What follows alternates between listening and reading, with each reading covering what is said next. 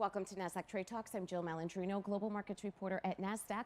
Joining us at the MarketSite studio in Times Square, New York City, we have Kevin Mahn, Chief Investment Officer with Hennion and Walsh, to discuss Fed strategy and where the investment opportunities lie ahead. Kevin, it's great to see you as always. Welcome back to Trade Talks. And you as well, Jill. Thank you. What's your take on the Federal Reserve and its strategy? Did June's pause represent perhaps a longer-term pause, or do you see more interest rate hikes this year? Yeah, I've said since the beginning of May that the theme for this year was going to be hike in May and go away.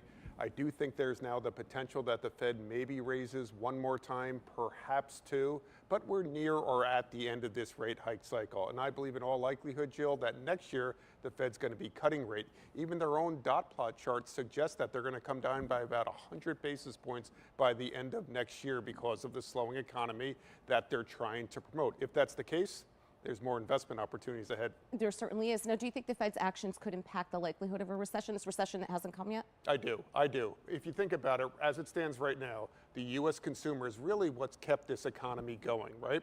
Consumer spending accounts for 70% of the economic growth in our country. But we also know that consumers continue to dip into their personal savings and put more in their credit cards than they ever have before. Last year alone, $180 billion was put on new credit card debt.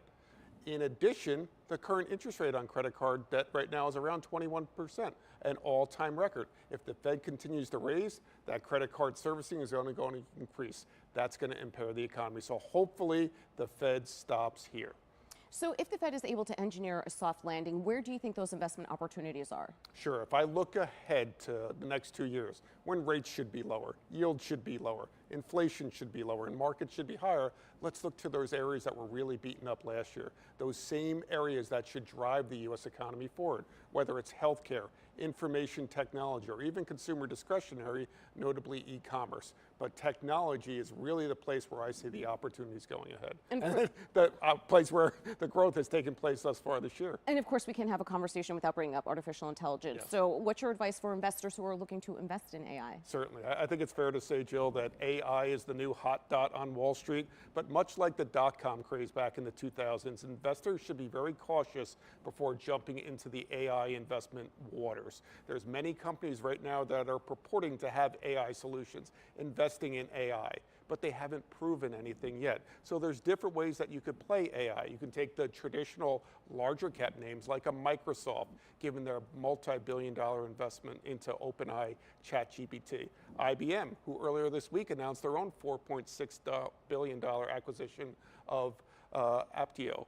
Or you can go smaller cap. In our own Smart Trust Technology Revolution Trust, we make names, ADRs for that matter, giving you some international exposure like NICE Limited or Opera Limited. There are opportunities, but look for those companies, strong balance sheets, committed to AI, and also the opportunity to grow in the future. And IBM's so interesting because you also have the quantum computing conversation coming where, I mean, you know, not necessarily replacing traditional computers, but I feel like after AI, the quantum computing arena is where we're going to be putting a lot of time. It's the next area of revolutionary technology to focus on. Let's talk about healthcare because the sector is not created equal. Are you referring to large cap pharma or smaller cap biotech? I'm referring to both. So if in fact the economy goes into a slowdown and ultimately through a relatively short recessionary period, which is my base case, well then those larger cap pharmaceutical companies should fare well as they historically have.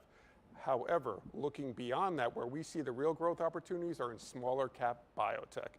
And we've noticed a distinct pickup in M&A activity since May of last year. We've seen even more M&A activity thus far this year. Look, large cap pharmaceutical companies have a ton of cash sitting on their balance sheet, elevated stock prices. They're getting put pressure on from Congress to lower their drug prices. So where are they going to return to replace all that lost revenue?